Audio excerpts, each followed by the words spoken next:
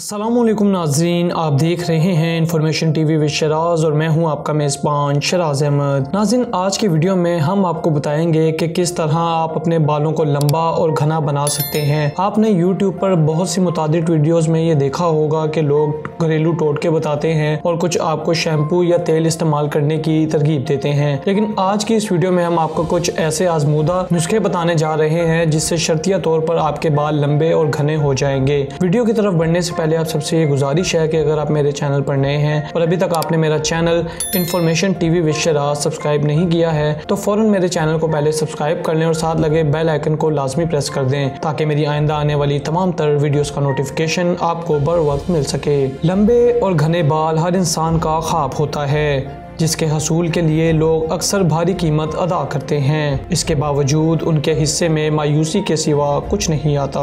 महंगे शैम्पू और कंडीशनर का इस्तेमाल या फिर मुख्तलिफ जड़ी बूटियों से बने हुए तेल से मसाज, सब कुछ इस वक्त तक ही फ़ायदेमंद होता है जब तक कि उनका इस्तेमाल जारी रखा जाए और बाज़-औक़ात मुस्तकिल इस्तेमाल से भी इनका फ़ायदा कम हो जाता है। आज हम आपको बालों को लंबा और घना बनाने वाले वो तरीके बताने जा रहे हैं जिनके इस्तेमाल को अपनी रोज़मर्रा की आदत में शामिल करने से ना सिर्फ बाल तेज़ी से लंबे होंगे बल्कि इससे इनकी अफजाइश भी होगी। नाज़रीन, नमक हर घर में मौजूद एक ऐसा जुज़ है जो कि कम कीमत भी होता है और आसानी से दस्तयाब भी होता है। इसके लिए आपको किसी इजाफी खर्चे की ज़रूरत नहीं होती। आम घर में इस्तेमाल होने वाले नमक के 2 से 3 चम्मच शैम्पू में शामिल कर लें और इससे रोज़ाना बाल धोएं। इस नमक में मैग्नीशियम की बड़ी मिकदार मौजूद होती है जो कि बालों के 2 मुंह बनने से रोकता है और इसकी जड़ों को मजबूत करके उनको गिरने से भी रोकते हैं। अगरचे विटामिन डी इंसानी सेहत के लिए एक बहुत अहम जुज़ है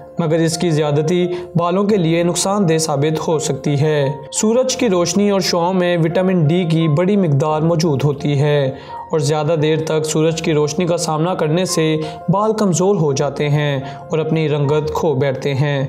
इसी सूरत में बालों को ढक कर रखने से भी उनकी सेहत को बेहतर बनाया जा सकता है और इससे ख़तरनाक अल्ट्रावायलेट शुआओं से महफूज भी रहा जा सकता है।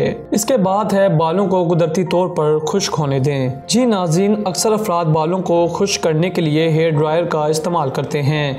इससे एक जानिब तो बिजली का इजाफी खर्चा करना पड़ता है और इसके साथ साथ बालों का रंग रूप भी बिगड़ जाता है। बाज़ औक़ात इस हेयर ड्रायर के मुस्तकिल इस्तेमाल से बाल जल्द से जाते हैं। इसकी जगह पर कुदरती तौर पर बालों के खुश्क होने से बालों की कुदरती नमी बरकरार रहती है जिसकी वजह से वो कमज़ोर नहीं होते। इसके बाद हम बात करते हैं सूती तकिए का गिलाफ इस्तेमाल ना करें। जी नाज़रीन, अक्सर लोग सोते हुए सूती तकिए के गिलाफ का इस्तेमाल करते हैं, लेकिन सूती गिलाफ बालों की कुदरती नमी को ना सिर्फ जज़ब कर लेते हैं बल्कि इनकी सख्त सतह बालों के टूटने का भी सबब बन जाते हैं। जबकि इसकी जगह रेशमी तकिए के गिलाफ के इस्तेमाल के सबब ना सिर्फ बालों की कुदरती नमी बरकरार रहती है बल्कि इसकी नरम सतह बालों को टूटने से भी रोकती है। इसके बाद सर को कुछ देर तक नीचे लटकाना। नाज़रीन, बालों की बेहतरीन अफजाइश के लिए उनकी जड़ों में दौरान खून की बहुत अहमियत होती है। अगर दिन भर में सिर्फ कुछ मिनट तक सर को नीचे की तरफ लटकाएं, इससे बालों की जड़ों में दौरान खून बेहतर होता है जिससे बालों की अफजाइश में इजाफा होता है और वो मजबूत होते हैं। और सबसे आखिर में नाज़रीन, सोने से पहले बालों में कंघी करें। नाज़रीन, सोने से कबल बालों में कंघी करना दिन भर बंधे हुए बालों को ना सिर्फ सुलझा देते हैं बल्कि इससे सर पर मौजूद तेल भी फैल कर तमाम बालों में यकसा तकसीम हो जाता है जिससे इनकी अफजाइश में बेहतरी आती है। रात का वक्त बालों की अफजाइश का सबसे आइडियल वक्त होता है। इस वजह से उस वक्त कंघी करने से दौरान खून भी बेहतर होता है और बाल सुलझ जाते हैं जिनसे उनकी अफजाइश यकसा होती है। नाज़रीन, ये तमाम तरीके ऐसे हैं जिन पर अगरचा पैसे तो खर्च नहीं होगा लेकिन इससे बालों को लंबा और घना करने में बड़ी मदद मिल सकती है। उम्मीद करते हैं ये वीडियो आपके लिए मालूमाती साबित होगी। इस वीडियो को लाइक करें, कमेंट करें, शेयर करें और हमारे channel information TV with Sharaj को सब्सक्राइब करना ना भूलें। आपसे फिर मुलाकात होगी बहुत जल्द। तब तक के लिए अपना ख्याल रखिएगा, दुआओं में याद रखिएगा।